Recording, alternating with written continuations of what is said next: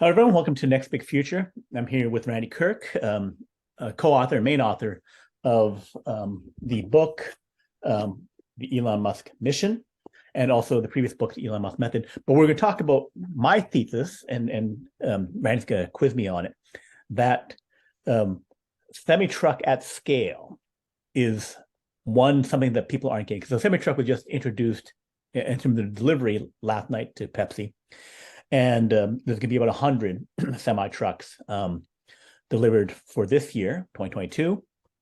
And then Tesla's talked about getting to 40,000 in 2024. So just 2 years to that level. But the economic impact and the need to make these supercharger 4 megawatt charging stations is going to be a huge driver in Tesla building out its own storage. Briefly, is that the overall semi-truck market, which delivers 70% of all goods in the United States, because it goes from ships, gets offloaded, some goes on rail, but then the vast majority is moved around by truck.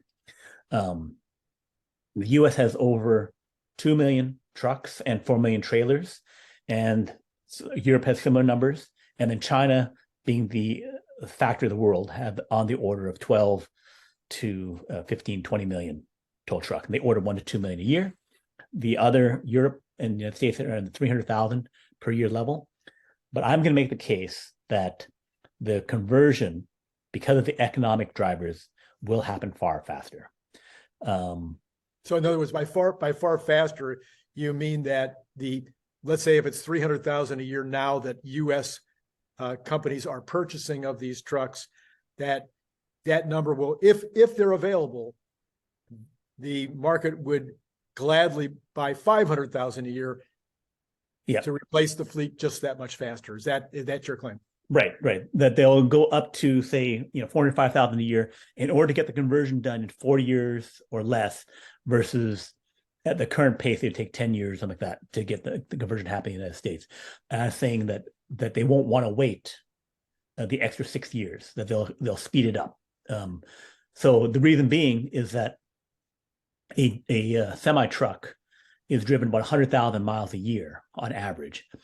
So they're basically on the road, almost every day, and driving all out, because they're such valuable assets, and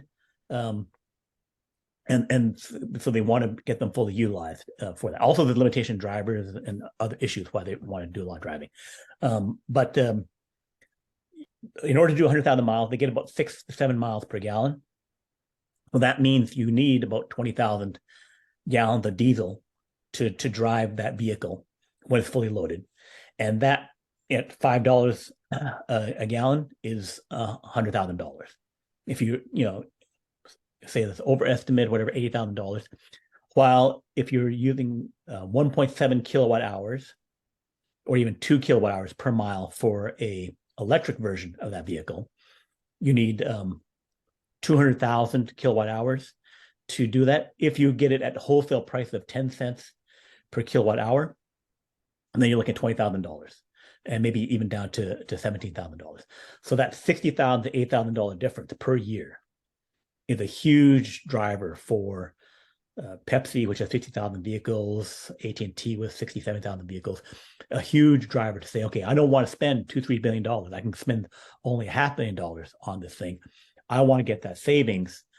I'm going to pay $4 billion, $10 billion to make that fast conversion, and then start saving ongoing every year. I'll my payback in 2 to 4 years. So your argument basically is that just the simple, if the new Tesla semi-truck had no other advantage except that it was electric, and that it could do two kilowatts a mile. 2 kilowatts a mile. Is that correct? 2 kilowatt hours per mile, but actually, Elon said it's 1.7, and they think they can get to 1.5. Right. Okay. So even if that was the only difference, that savings just in the energy use and the energy dollars spent would pay the 400,000. Let's assume that they raised the price to $400,000. That in 5 years they would have paid for the truck completely. Yes. just on the energy savings, which is, of course, not how things work when you're dealing with a diesel truck. Yeah. You're not saving any money to be able to pay off the truck. It's all expense. The entire 80,000 is or 100,000 is expense. So your argument would be that any fleet manager in the world, whether they have 1 truck, 5 trucks, or 1,000 trucks, would be foolish to not convert their fleet just as quickly as they possibly could within some reason. You may not want to replace a 2-year-old truck or a 3-year-old truck, but there's a point at which you might even throw away a truck that's 4 years old. If there's no market for it at all, you might throw away a 4-year-old truck. I could keep I could throw away the tractor, keep the trailers, right, and then pull the thing and then get rid of the main engine of it, because I just don't want to keep spending it. Yeah, I don't want to keep spending the money on that. So this would make like so many things that Tesla's doing, this makes the TAM, the total addressable market, not unlimited, but let's just say for all practical intents and purposes, for the next 10 years, there is probably no way that Tesla and or every one of their competitors that might come along can possibly fulfill the demand for the next 10 years of what the industry is going to want. Right. And I've also worked out that for every 40,000 trucks, you will need 1,000 to 2,000 version 4 supercharging stations, the one that can give you a megawatt of power, right? Because you want to be able to fill that, almost megawatt of batteries in 30 minutes. If you do it at a slower pace of the supercharging station at 250, you're looking at 2 hours to charge that thing up, and no one's going to wait that long. Brian, what I'm thinking of it are these going to be filled? Is there going to be 2 portals to fill or just 1?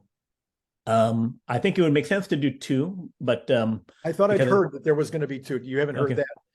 I may have missed that detail of it. It makes sense to do 2. If you have double engines on both sides, like I think they currently fill up trucks from both ends, both sides, right?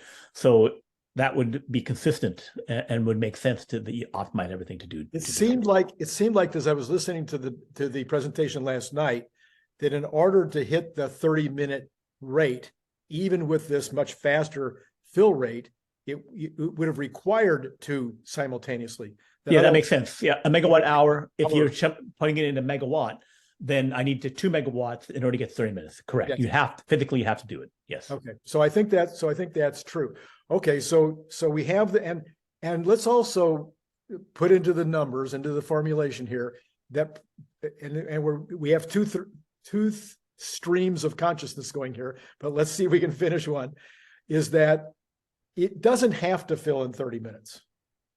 So right. In other words, a trucker that's on the road that's stopping, whether he's stopping at a destination, whether he's back at the home plant where he stores the truck, or where the truck picks up its main loads, like say Pepsi's case at the Pepsi bottling company, they're picking up the load. And if they have chargers there, it doesn't necessarily have to fill up in 30 minutes. So right. You could have some slower fill ups if that was necessary for the grid, necessary for battery storage units, necessary for solar that might be feeding it. We could have slower filling if that made sense in certain circumstances. Would that be right? But it cannot go down to the level of a residential charging thing. So if you have the current residential system, a 40 amp breaker, yeah, right. Then it takes 8 hours to charge your 60 kilowatt hour battery. Right. So it would then take basically rest of your life, 4 days to charge up. Yeah, to charge up a truck from a residential thing. So you pretty much have to have what we currently call a supercharger at 250 kilowatts of some form in order to keep it at a manageable 2 hours roughly. Okay, right? Good. All right, so let's come back to it then, because I'm not nearly as smart as you are on all this science stuff. So let's say, okay, so now why don't we go back to part A of the discussion, which is unlimited TAM. So love to hear in the comments below if anybody thinks that there is a truck purchaser in the world who would not immediately want to buy a vehicle that is better probably on every other metric anyway, but let's say it's the same. Same on every other metric as a diesel truck, but that will save them $80,000 a year. If there's anybody in the audience would comment below, I'd love to hear what the arguments would be against buying this electric truck to replace a retiring truck. Okay. Yes, we can make the argument that instead of 10 years, you might retire it at 6 or 5 or 4 or 3. But what would be the argument against absolutely replacing your fleet as quickly as you could as your trucks retire? So that'd be number one. So unlimited TAM, I think, was one of the most interesting aspects of the entire presentation last night. Mm-hmm. The next thing I thought about the presentation last night, I'd love to hear your take on this, was this matter of the way they got to 500. Mm-hmm. So we famously, the head of the truck division at Daimler, and Bill Gates and who knows who else said, you'll never be able to get 500 miles on a fully loaded truck. We have to use hydrogen. Mm-hmm. And so there's a lot of speculation last week. I was on one Twitter Spaces where we spent good 15 minutes talking about how would they change the truck? What would they do to the truck in order to be able to get around the laws of physics, according to the guy at Daimler? Yeah. So what did you see? What was your take? Did they give us enough information to really understand how they were able to on the physics of things, get to the 500? Right. So there was 2 or 3 main aspects that I thought of that. One was they showed the Model X plaid engines, which Sandy Monroe, who does teardowns of the things, called it like magic, that they have the sleeve that has different magnetic fields in it. So that, in terms of the physics of it, is something that we do not know. It's a bit of a black box as to what it is. But we know that it was used in the Model X and Model S plaid versions, which go from 0 to 60 in the best versions in under 2 seconds. Right. So that's the supercar, Bugatti, even better than the Bugatti, $10 million car performance that they've done in that. And that they have a couple of those, and then they have the equivalent of those. So that's performance acceleration. And then they would engage torque versions of that. So versions of those engines that generate high torque. So they would engage extra torque in order to grind forward. Say grind the engine, but basically to move forward for the 40 tons, 8,000 pounds that are in there, that they can move forward at that pace. And the other key factor, so the engines, the high performance Model S plaid engines, which you don't fully understand, but we know is vastly superior. And then the torque version of that, instead of optimizing for acceleration, they're optimizing for torque. Right. And then the fact that they went to 1,000 volt powertrain. So the powertrain voltage went up to 1,000 volts. And we have in our house, we have 110 volt for regular plugs, and then we have 220 for washing machines and dryers. And so they've gone 5 times that level. And I think previously they were at 400 volts. So they went 2.5 times higher on that. So it is physics and electricity for how they got the power systems up. And then it's probably 1,000 little tweaks on efficiency to make it more efficient, so that instead of using, so if I have the 1.7 versus say 2.5, right? If I need 2.5 kilowatt hours per mile, then for my 500 miles, I need 1.25 megawatts of batteries, right? And all the weight of the batteries. Right. If I only go to 1.7, I'm down to 850 or something like that for the number of 850 kilowatt hours of batteries. So less weight on that for the whole battery system.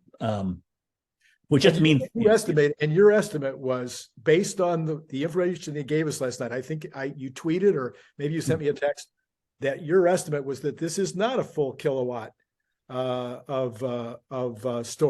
batteries on board, right? Even on the 500-mile range. Right. Because Elon tweeted that they're at 1.7 kilowatt hours per mile. Right. So that means, by math, 500 miles, you need 850 kilowatt hours of thing. And if you can get to the 1.5, then you're down to 750. Right. So it's 850 now, heading towards 750 for the 500-mile range. And then for the 300-mile range vehicle, you can drop down to 450 to 500 kilowatt hours. So I think you're the only one saying this. I've been watching Twitter all day. I've been listening to all the videos. I think you're the only one that's saying that it might only be an 850 kilowatt battery. Yeah. Right. So that's basically, he gave us the spec. We can back into it with math. Yes. Yeah. And then the other thing I saw, this was not you, but maybe you can speak to it.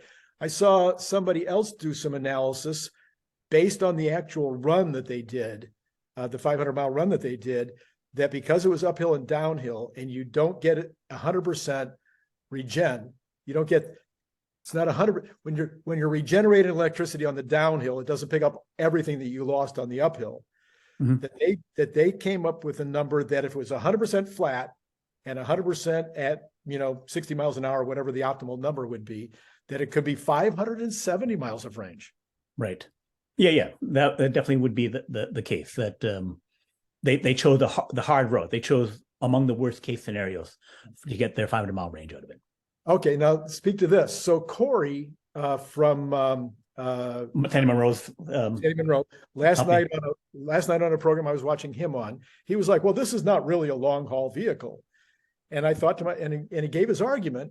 One of his arguments was that the 500-mile range wasn't enough, that diesels get 800-mile range. And I'm thinking, well, what difference does that make? You can only go, I don't know what the rules are in California. I think 8 hours.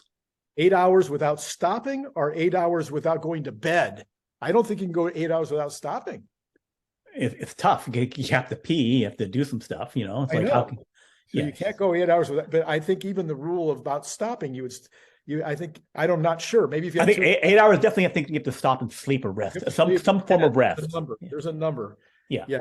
So basically, 8 hours times 60 miles an hour, 480 miles. Yeah.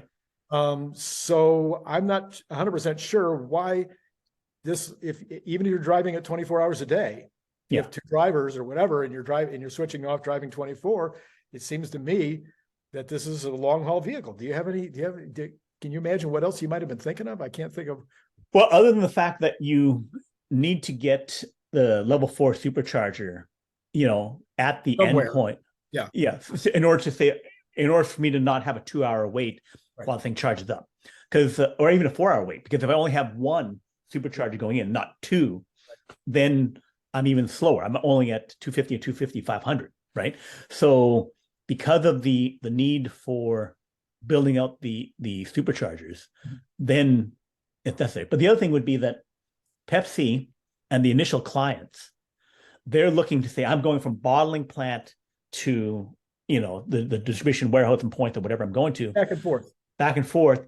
I'm going 80% of the trips are less than 500 miles, right? And they're going back and forth. And they're never going to go Florida to LA, right? I'm never going to do that haul, right? So the long haul stuff is only 20%. Right. So it's important, it's needed for long haul, but it's like, I still got, of the 2 million, 3 million trucks in the United States, I still got to replace 1.5 million of them before I get to the point of like, oh, I don't have long haul. And not only that, I think I read a stat that said 90% of the trucks don't go full. Right. So now you're down to only 10% of the 20% that are actually going to have these kind of issues, because I was, as you know, a manufacturer for 28 years. And when I wasn't a manufacturer, I've been in either wholesale or import. So I've been dealing with trucks backing up to my buildings for my entire career.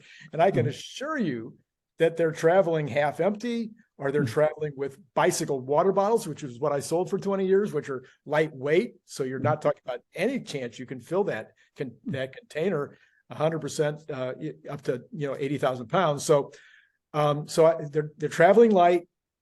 They're not traveling coast to coast. They're not traveling 24 hours. Yep. It's a rare thing for these trucks to be on the road 24 hours. Mhm. So a lot of the concerns about the long haul, I think, are put to rest. The other thing is that that they didn't talk about, which we haven't talked about since 5 years ago, is the platooning aspect. Yeah. So in the Olympic cyclists, you have the guys falling right behind, drafting without the air, and trucks can do that. And it's been demonstrated on the road. You can get 30% more fuel efficiency. So if you add the programming in, that becomes easy and safe to do that. Yeah. So then if I got a convoy of 5 trucks going in, and then the lead truck swaps over with the guy behind, then they all will get a 25% boost in efficiency. So then I go up to 650 miles, of range. And also I've reduced my costs by, go from 20,000 or 15,000, 17,000 fuel costs, electricity costs, down to 12,000 to 15,000, right? So then I drop the cost even more, which gets to the point where it's competing with the rail in many cases. So the TAM thing, we don't even have to go into the safety. I think we can just briefly say that the truck apparently, according to Tesla, cannot jackknife. Yeah. Software and the way the motors work on the wheels, et cetera, it's impossible to jackknife.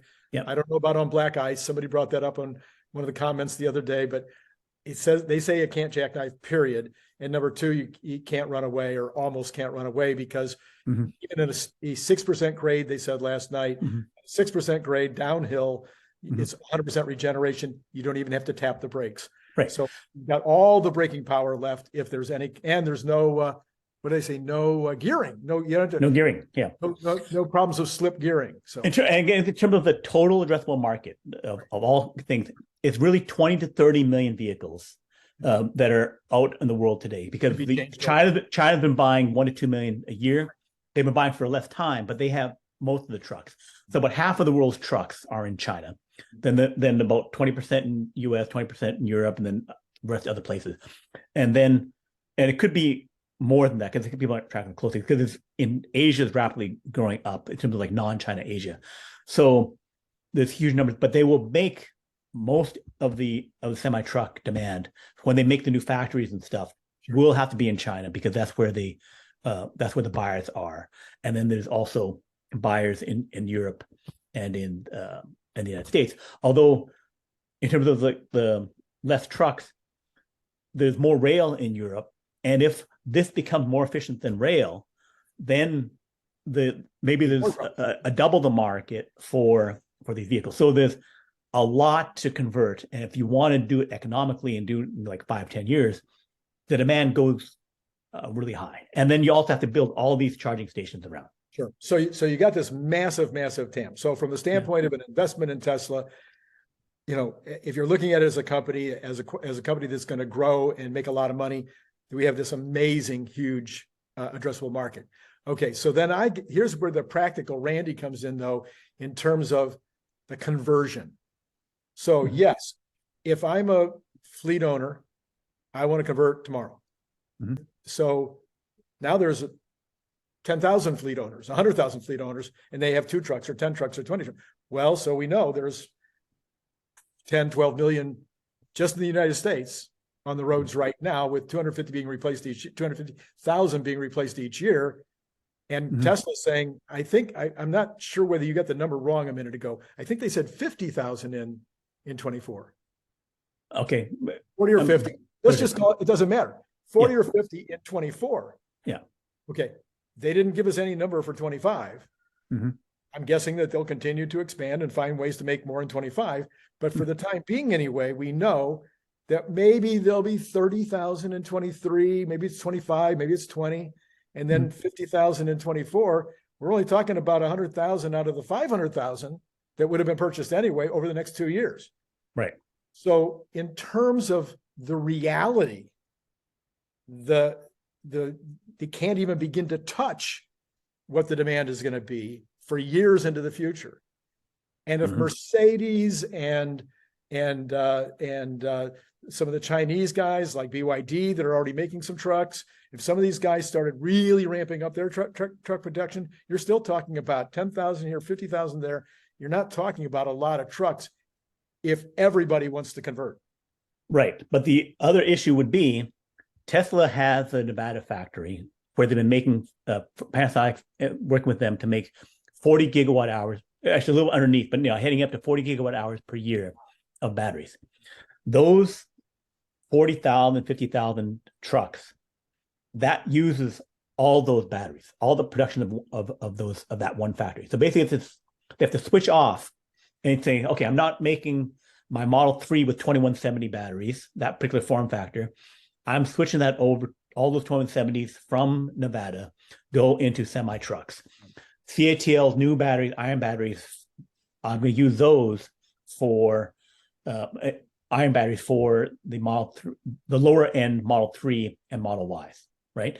So Tesla has the flexibility to switch off and say, I'm going to use these different batteries for those other purposes. And these nickel batteries go into the trucks. And any new production of nickel batteries, if I'm going to scale up. So then if we say Daimler, some other people who've made a few electric trucks with shorter range, but if they're making a few of them, if they're going to scale to 10,000, then they need to have 10 gigawatt hour factory of batteries or a contract with someone to say, give me 10 gigawatt hour of the batteries. And I haven't seen the announcements. Maybe they're out there, but I haven't seen the announcement. They have a deal. I think Daimler has a deal with CABL of China Aviation Battery Limited of China, who says they can get to 300 gigawatt hours total batteries, not just for all the customers they have to have, but how much of those will they be able to use? And there is a question of, do they scale from 20 or 40 gigawatt hours this year up to 300? They have to go, 8x, 10x to get there. So that's what I'm kind of saying is everybody's in the same position. But let's come back to Tesla, which most of your audience is interested in is Tesla. So let's say that Tesla does scale to 50 by 2024, which is what they're saying they'll do. Yeah. Let's say that 6 weeks from now, because of the program that was on last night and all the talk in the industry, their order books start filling up like crazy. Okay. And they're like, well, we better start planning for the next truck factory. Maybe they already are, but let's say that they make a decision. Well, we're going to need a lot of trucks. Reality is that we're probably from groundbreaking to first truck. Let's assume that they're not going to make them in an existing building. So from groundbreaking to first out truck, you're 18 to 24 months away anywhere in the world. Maybe with the exception of Shanghai, but other than Shanghai, everywhere else it's 18 to 2 years before that first truck rolls off the assembly line. If it's a completely new building, the question is, Austin seems to have extra space. Right. But what are they going to use that for cyber? Are they going to use that for more Ys? Are they going to use that for 3s? Right. So there's this is the problem. So the overall problem is Tesla has an unlimited demand for everything they're doing. And they have to make decisions. They have to make choices. Right. So basically, over the next few months, they should be saying, we're going to, even if there is room in Austin, that only helps the handover, the relay race to go from, I'm fully utilizing Nevada to go with 40,000, 50,000 trucks, and then hand it off the baton to say, okay, I got to make a few more trucks for Austin, but I got to get another building up. If I'm going to go to 250,000 trucks, I need to have 5 times as much. I need to have, and the thing is, if I'm going to 250, half are going to be in China. So the new Shanghai factory is probably going to be a cheap car, the Model 2, $25,000, $30,000 car, which they have huge demand for, and semi trucks in China, and battery production in China. And then Austin will need to have, if they have room, land, they need to make the new building to have that. And then Europe needs it, because the 3 locations have their demand for the trucks. And you don't want to be shipping a 10-ton truck or whatever it is around on boats to go to other places. I need to make it local. So our buddy that has the limiting factor channel, he's always talking about limiting factors. So we have one limiting factor is just the bandwidth of the company, not Elon Musk's bandwidth, because now he's got these factories. He's got a battery storage factory in Lathrop that is now up and running. He doesn't have to think about that very much anymore. He's got 3 Y factories and 2 Model 3 factories and S factory and Y, X factory. He's got all those factories are running. So cookie cuttering any of those with additional advancements is not going to take a lot of his bandwidth, but every single additional factory, every single additional line, every single additional investment requires bandwidth from the company. You need that many more engineers on premises. You need that many more companies that you trust to build the buildings. You need that many more people that have the capability of managing the employees that are going to go into. So there's a corporate bandwidth problem when you're trying to do 7 things simultaneously, which that require buildings and machines and people. Which goes to the scaling factor that they have. That basically they had Fremont factory, and then they added China factory, one, and then they added 2, Austin, Berlin factories. Plus, they also have Nevada and stuff like that, right? And then now they add Lathrop and stuff like that. So then, if I have my prime team working, executive leading those things, and I have another set of guys shadowing these guys, so that the shadow guys can start running the existing one, and then prime team goes to the new thing, right? Or they start splitting up and doubling up and saying, 1/3 of the executives stay here, 1/3 goes here, 1/3 goes here, and then I go from 4 factories, add another 4 to 8. And if I can do that in a year, or 12, 18 months, something like that, they get faster at it, right? Then the cookie cutter process becomes easier. So I go, 4 factories, 8 factories, 16 factories, 32 factories, and it'll be a different variety of flavor of it, because it's going to be, yes, let's talk about 10 to 20 factories just for the cars, but then there'll be dedicated factories for the semi trucks, and then dedicated factories, the Lathrop one, for the battery storage. And battery storage, as we've discussed, if you go to Terawatt, and they won't stop at Terawatt, they may go to like 10 terawatts, you will need 25 Lathrops to get to 1 terawatt hour, 40 gigawatt hours to get to 1 terawatt hour for that. I think this is one thing that our group, our four authors that did the Elon Musk mission, this is where we've been far ahead of the crowd. Yeah. This is where we've been far ahead of the crowd in talking about the energy ramp, the energy storage ramp. And I think that, Brian, you've now added kind of another wrinkle, which I'd love to get into. So the first wrinkle on the energy storage ramp is that Lathrop is now is on the way to ramping up to 40 gigawatts of energy storage, which produces somewhere between 25 and 40 billion in revenue. Would that be a fair statement? Between 25 and 40 billion in revenue. Right. When it's fully ramped. Yeah. I cannot imagine a business brain like Elon Musk making less than 30% on that, because he can make 30% if he puts them in cars. Right. Gross margin. For the gross margin. Margin. Yeah. So why would he make less than 30% if he's going to sell them as energy storage devices? Right. So I have to believe it's at least 30, and it might be more than 30%. And that doesn't count the ongoing revenue from the software. So let's just, for now, we'll just talk about 30%. Let's take a middle number, not 40 billion, not 30. Let's call it 35 billion. So 30 billion. I think that's more fair. So $30 billion, if they fully ramp next year, they will be at a run rate of $30 billion in revenue at 30%. That's $9 billion a year run rate of revenue from the one plant. Nobody else is talking about this, folks, except our team. Okay. Yeah.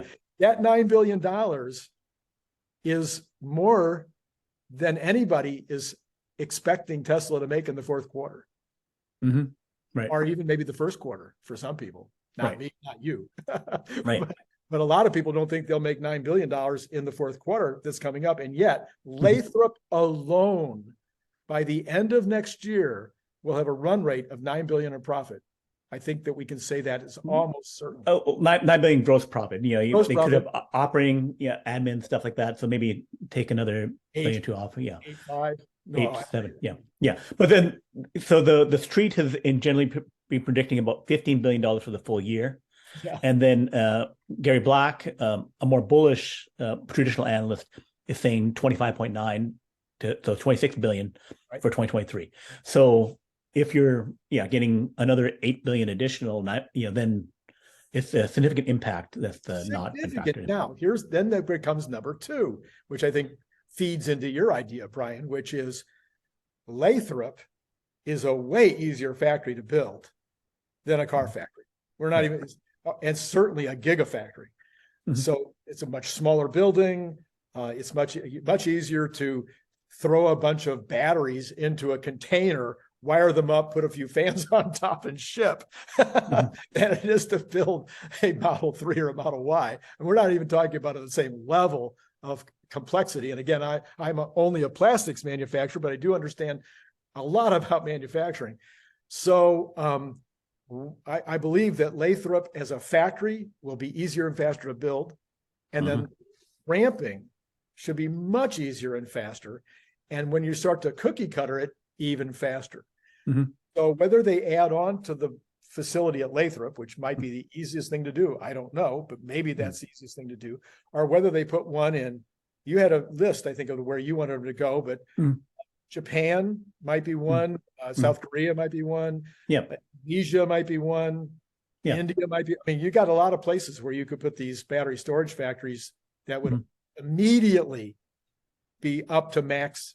Well, you want to put it wherever the economic activity is. So basically, the GDP of a country is pretty much saying that's how much, my share of global GDP is how much I need to have.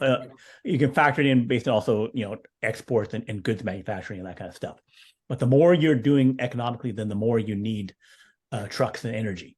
It's just pretty much a straight correlation between energy and dollars produced by the economy.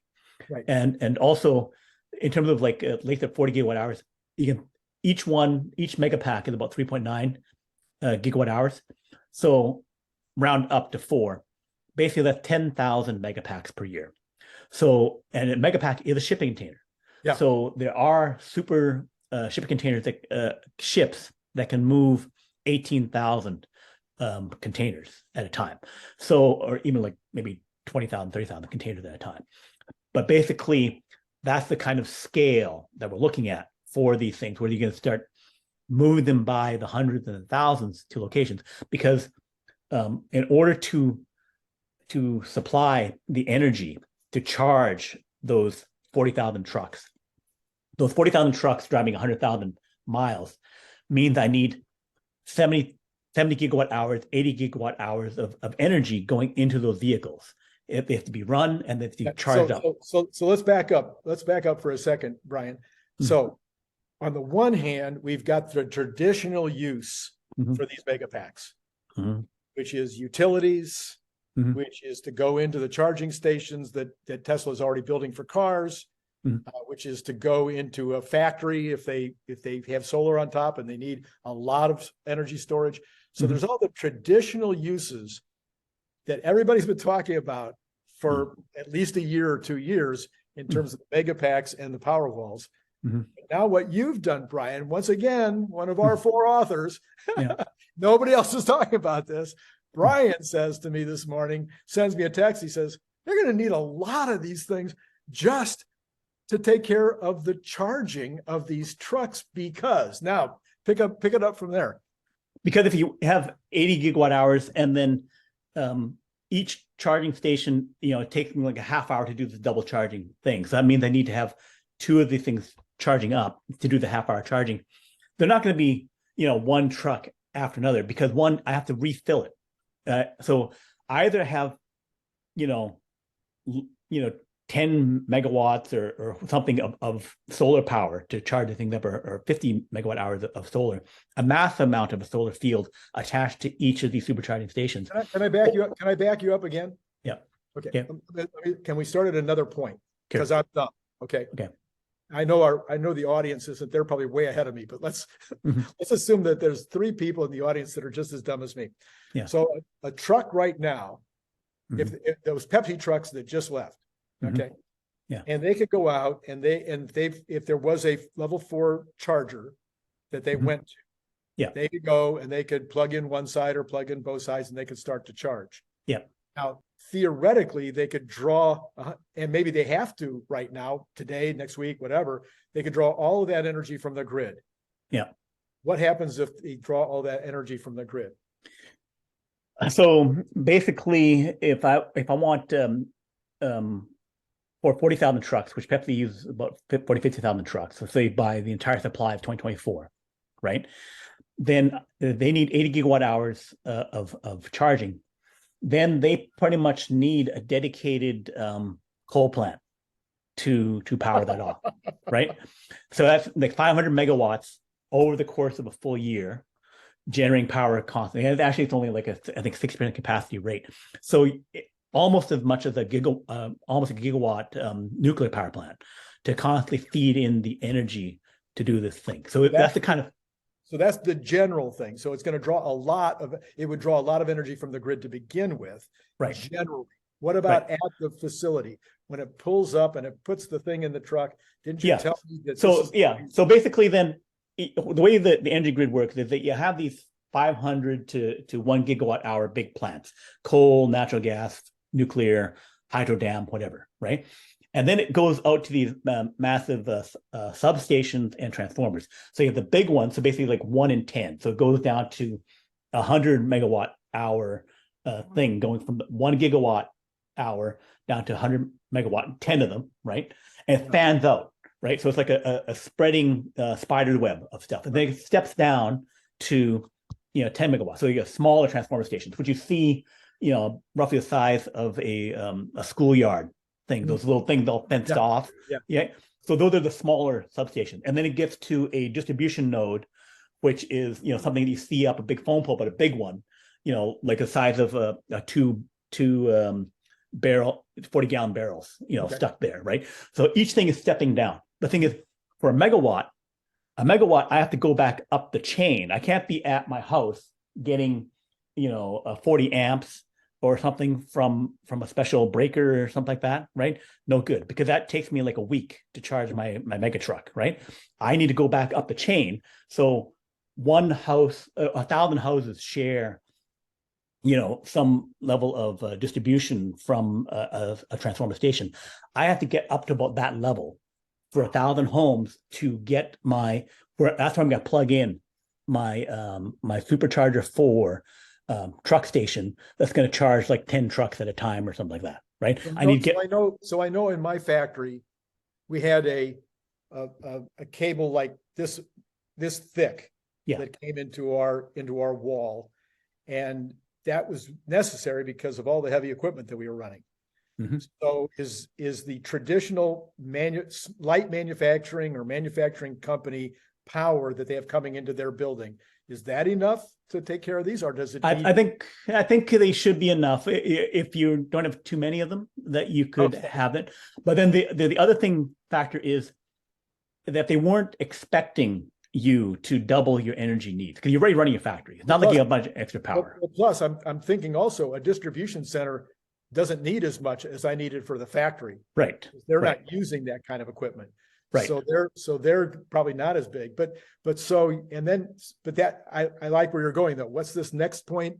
So basically, like the utility grid people and all that kind of stuff. You built up the power grid over 100 years, and we change it by 1-2% a year because it's relatively stable. So suddenly you're changing the how we're using energy at a significant scale, statewide, regional scale, so that instead of using natural gas or diesel, right, I'm using electricity now, and I'm like doubling and tripling my demand because it's no longer from this fuel that I dug out of the ground and burning. I need to get it from the generators, right? But I didn't budget that for the generators.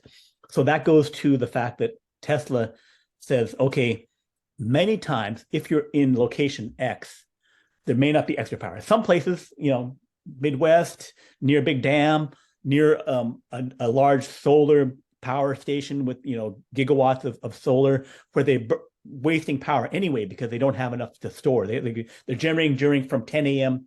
to 4 p.m. peak time, over generating, and they need to shift it over 4 hours anyway. So during that time, there's like this abundance of energy where I could load up a bunch of megapacks with power, suck it all up so that you don't waste anything. And then when the trucks come in later in the day or whenever, I'm ready to give them the power at the high draw rate that they need. Right. But again, let me see if I got this straight. So I think I've got an analogy. So if I'm Pepsi and I've got a distribution center and I've got a kind of maybe I'm not at that level of power coming into my building. Maybe I draw. Maybe I call I go to the extra trouble and I call the electric company and they pull in that cable from the street, which usually they have it if it's an industrial neighborhood, and they'll bring that in, put it in the wall. Now I've got this extra power, but the company hasn't planned for that kind of draw in that neighborhood or from my building. And all of a sudden I'm putting that much. So it'd be kind of like if some of the people in the audience were trying to manufacture cryptocurrency, right? And they had 50 or 60 or 70 or 80 or 100 computers in their basement. And all of a sudden they shut down the entire city because they're all of a sudden taking on this extra. Is that kind of what you're talking about? Right. I've overloaded the system locally because I need the power right there at a particular rate.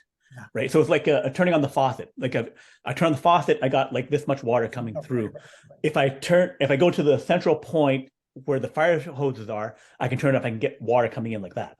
So I can, each of the megapacks is like a swimming pool. I can pour it into the swimming pool and I can pull it out at a fast rate because I pooled it up ready to go, even though it fills up at a slower rate. So initially, the idea would be your first thought. I'm just want to make sure that I have it all straight.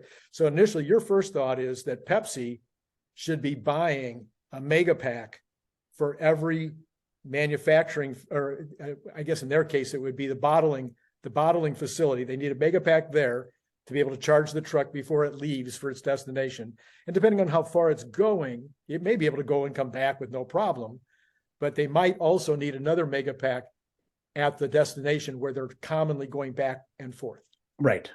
You'll need to have it. Yeah. And then if you have a long haul situation, if you have a truck stop, that truck stop will need a megapack, at least one megapack for each of its generator, each of its chargers. Right. I'm ballparking that you need one megapack per 10 to 20 trucks. Per day. Well, not per day, but just overall. Like if I have 40,000 trucks, I probably need 2,000 to 4,000 megapacks at charging stations. Right. And I could have 10 all in a row. I'm trying to bring it down though to this individual location. So if I have a megapack at that Pepsi location, and hopefully I got solar on the roof too, but that's a separate issue. Yeah. Okay. So right now I'm drawing from the grid into my megapack and using it out of the megapack so I don't kill the grid, and also to save money by filling it up when it's cheap. Yeah. All right. So I'm doing all that. Yeah. And I've got 20 trucks a day coming in and out. Yeah. Is that megapack enough? Yeah, I think that's a megapack should be maybe two, because we want double charge, right? So maybe I need 2 megapacks or something like that. So that roughly could work. I have to do the exact numbers, but if I got 40 a day, I might need 2. Or 4. Yes, you start scaling up pretty quickly. The more trucks I have, the more I need, and then I hit the limits of, and the grid can't handle it anymore. I must make more solar in order to fill it up. 1, because it's cheaper, and then 2, because I need to generate my own power because the power is not there for me to get. So there's nobody that I've ever seen, and I've spent 2 to 3 hours a day on the internet. And nobody on the internet is talking about the fact that we're going to sell Pepsi a $400,000 truck eventually. Probably the first one's not. First one's probably at the price they promised at 180 or whatever. But by the 5th or the 8th or something, they're going to renegotiate that deal. And so we're going to sell them a truck. Yeah. And then for every 20 trucks, we're going to sell them a megapack for $2 million. Or have some kind of lease arrangement or some kind of other. And then we're going to sell them another 50,000, no, not 50, another $300,000 or $400,000 worth of solar cells to go on the roof of the facility. Right. They need anyway to run their facility. They should be doing it anyway. But now it's going to be no, it's not should you do it? It's like, no, you pretty much have to do it. Right. In order to have the power to fill up your batteries, your megapack charging to fill up the trucks. Yes. So one of the arguments that's been made about the truck for the stockholders has been, oh, why wouldn't we make 13 Model Ys instead of making one truck? Mm-hmm. And I think that argument can be solved by charging 400,000 instead of 180,000. I think we get a lot closer to where it makes sense as a stockholder for them to make a truck instead of or equal to 13 Model Ys. Or you close the loop by charging 15 cents per kilowatt hour. 15 cents, not 50, but 15 cents per kilowatt hour. Or you close the loop by selling them a mega pack and a bunch of solar for the roof. Right. Because they need the infrastructure for it. And also that's moving the mission forward. And moving the mission forward. Right. Now you've got a factory or a warehouse that was not green, but now you've encouraged them by all this activity to go that many more steps towards green. Right. Yeah. And so basically you have like 4 sales from truck, charging megapacks, solar, receiving megapack and whatever. So you have multiple sales from the initial one, and also any overage from your solar, whatever, they have the auto bidder to sell the power back to the utility. So there's several ways that they're making money off this thing and changing the world more rapidly to a sustainable energy. That's right. Yeah, and then we mentioned this early on in the conversation. I was taken last night. Hardly anybody again really spoke to it. I did see it one other place, is that the particulate, I know they had it as a major piece of what they were talking about, but quite frankly, that's the part I'm extremely excited about. I moved to Los Angeles when I was 17. And the very first thing I did was fight for Prop 1. Don't look it up to find out how old I am, okay? So one of the first things I did was fight for Prop 1, which was the thing that took care of some of the particulate in the LA skies, the smog that was so thick you couldn't see across the street sometimes. Literally, that's the truth. So I really care about particulate. I really care about the health issues regarding the particulate. And I think they said that 30% of the particulate that gets into the skies is trucks, not cars. Right. Yes, it is. It's only 1% of the vehicles. Right. That's the case. And so a major part of air pollution is that. And so this is something that I've written a lot about, because I was one of I think the person who popularized, I didn't come up with it, but I popularized deaths per terawatt hour. Oh, wow. So I wrote that article, off of, a scientific research paper, which they had it. And so nearly 10 years ago now, actually more than 10 years ago, I think 2007, I wrote that. So 15 years ago.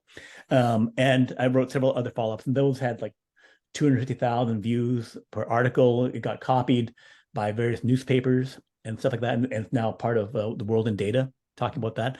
So, but basically particulates are smaller bits of pollution than the smog or the dust things, which are bad enough, right?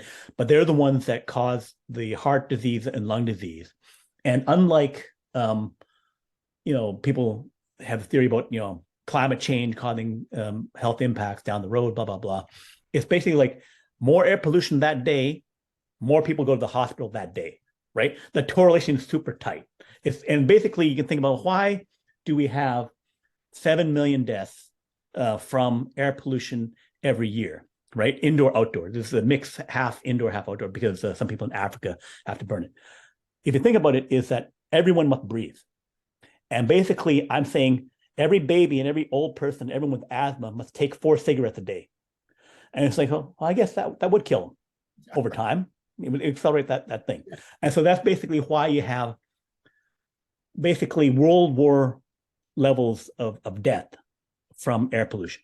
The 7 million deaths per day, like 4 million from indoor air pollution cooking, but still 3 million, significant number. Like over the course of 5 years, of 15 million people, that's about World War I levels of death, yeah. right?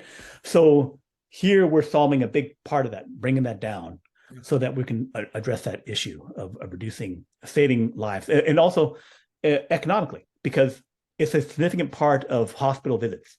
Right. So if I make the air healthier, yes, then then healthcare costs go down by 20%. Yes, I totally get that. 13 months ago, I had open heart surgery, and so I got the hospital part, but I'm still here. So good. So I didn't get into that other statistic. Yeah. Okay. So now we've kind of, I think, really clearly addressed the issue of what's required in order to get the trucks on the road and keep them on the road. But now I think it'd be, and the fact that there's limiting factors here, very serious limiting factors in terms of how fast this transition can happen. But the TAM is unlimited, so there's going to be a lot of motivation for manufacturers, in addition to Tesla, to up their game on trucks, up their game on batteries, up their game on storage. Mm-hmm. So all of those things are going to happen because, entrepreneurs like to follow where there's money to be made, especially if it's 30% margins and all you got to do.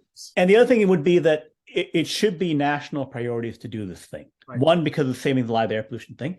Two, for China, the fact that they have those 10, 20 million trucks, right. China imports 10 million barrels per day. So they use about 13, 14 million barrels per day. They produce 3.5 million barrels per day.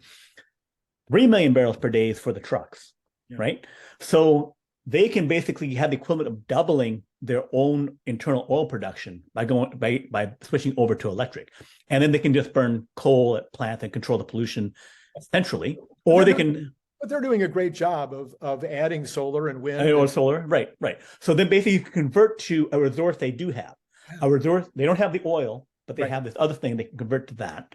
Same thing for the US, that basically 1 million barrels per day could be taken out by switching over to electric. So national priority wise, national security reasons, you'd want to do that. And also, if I go from $80,000, $100,000 per truck going 100,000 miles down to $20,000, we don't see delivery charges all the time on Amazon. But when we do see it, hey, it's about 10%. If that is down to 3%, I just gave a 7% goods and services tax cut to everything. Everything becomes 7% cheaper. And so what's the economic boom from that? From saying now all of our transportation is electric, we have a 7% tax cut on everything. So the goods and services VAT tax was 10% and now it's 3%, right? So the economic boom, health thing. So there's, national economy-wise, global economy-wise, this is like, for those reasons, the nations should do it. Okay, but I'm gonna just interrupt you again, Brian. Sure. I'm sorry to interrupt you all the time, but can we leave the government out of it? Okay, they'll just mess it up. It'll just be awful trucks or awful battery storage. So let the entrepreneurs take it. They're so much better at it. But anyway, I'm just playing. But can we take it to the next level then? Because this is where you were really excited this morning.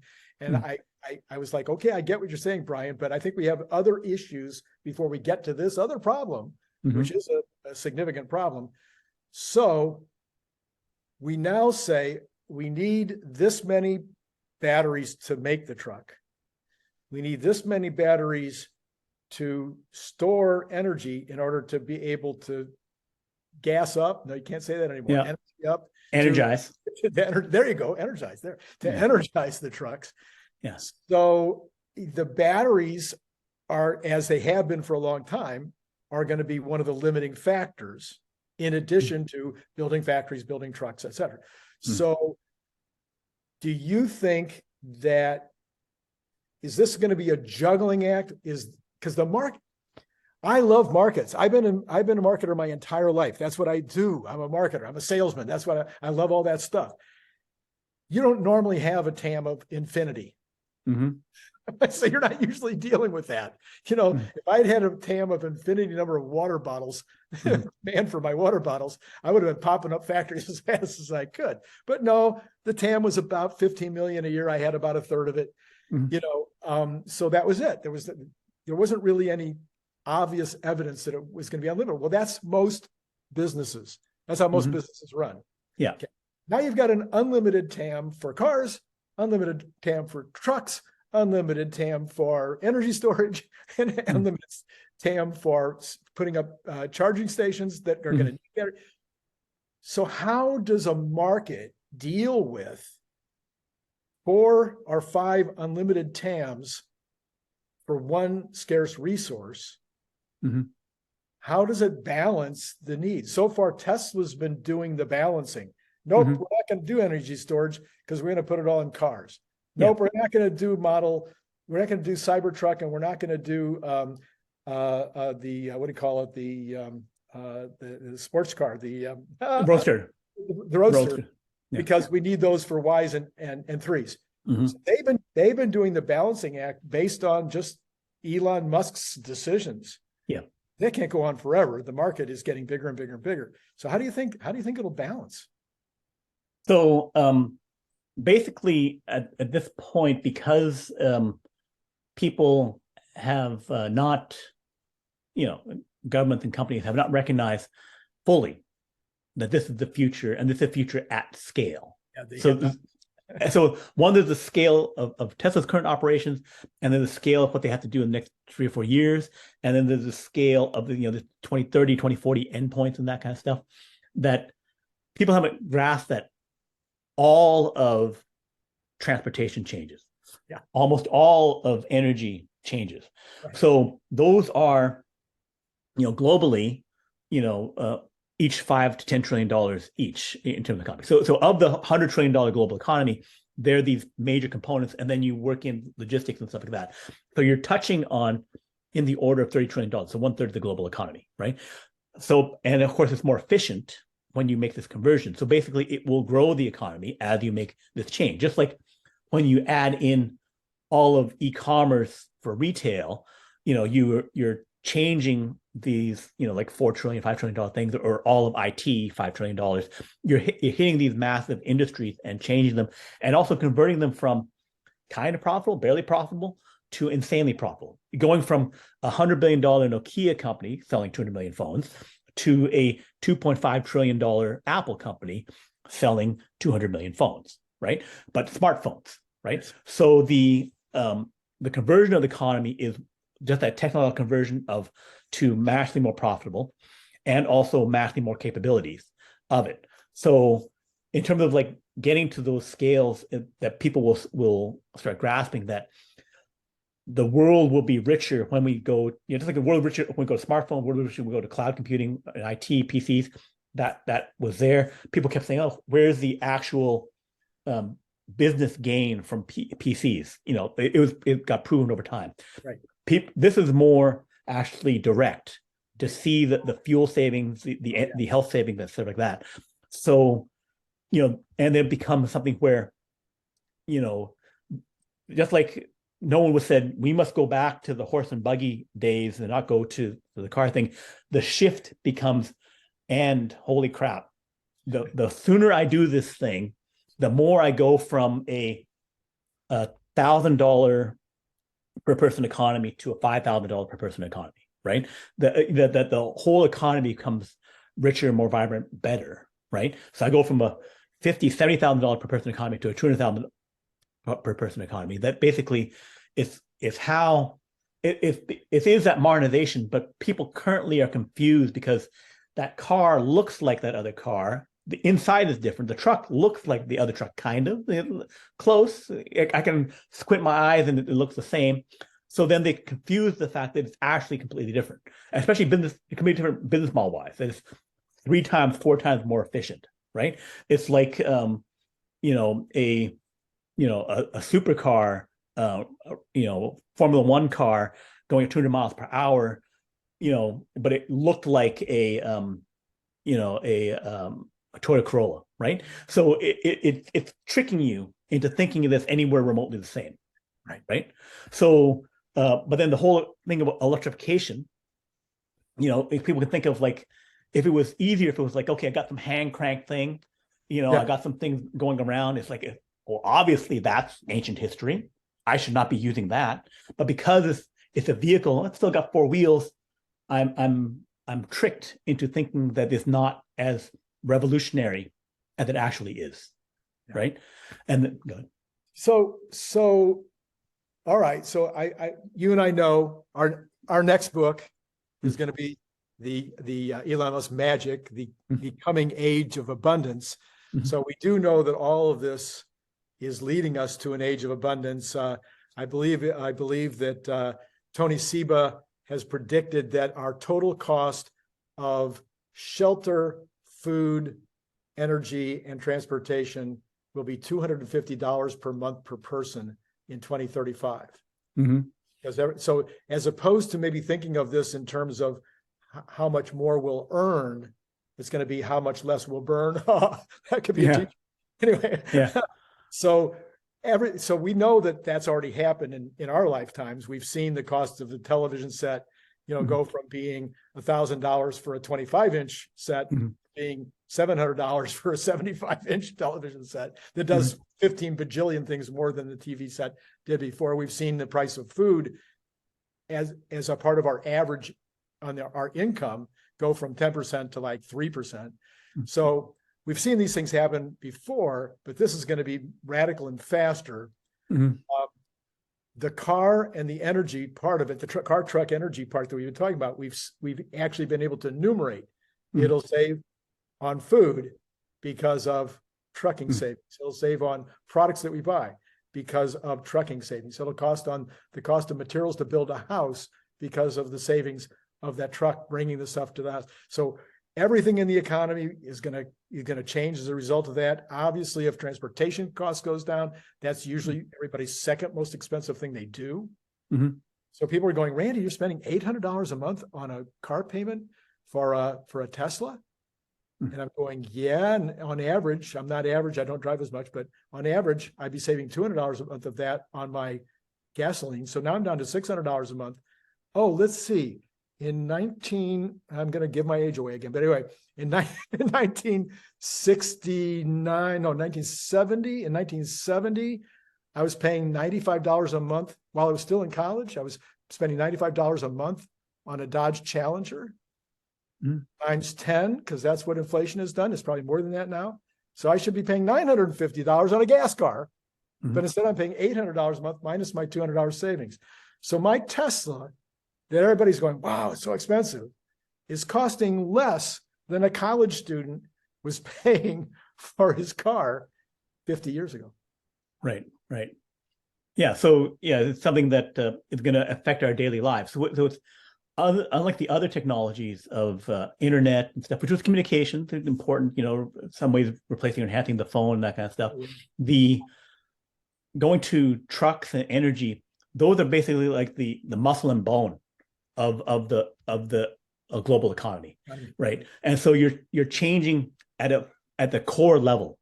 And so if I make that 3 times, 4 times more efficient, it's not just, okay, I got a better suit of armor or, a sword or something like that. I have, turned into Captain America, in terms of the world economy, right? So the fact that I'm better, cheaper, faster at the basic level of energy movement and moving things, that is what will, totally transform. Just like going from age of no rail to age of rail meant that I could go from moving at most 100 tons of something to someplace, 10 tons, 5 tons, with many loads of by horses, to building a 10,000 ton factory, that it's changing the scale of which we can do things. So it's the transformation in this early stage, exciting as it is, will be just the beginning to set us up for the next stage where we can go with this increased capability. But I think that's enough for now. Today. Yeah.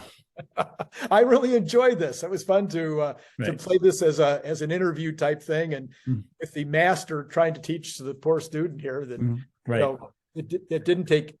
I took botany at college level. Yeah, that's what I took. Okay. I thought it would be the easiest science. I actually loved science in high school. I took chemistry and advanced chemistry and physics, and you know, but I got to the college level and I was like, never mind. The real life Martian Mark Watney, the botanist, which is the yeah. Okay, but everyone should link and subscribe and like this thing and follow me on Patreon, Next Big Future, and then also follow my website, Next Big Future. We have a newsletter, and then buy the book and buy our next book, and follow us the next time when we get back to talk more details, because this is a very interesting and exciting topic to understand. Thank you for having me, Brian. Thanks, Randy. Okay, bye-bye.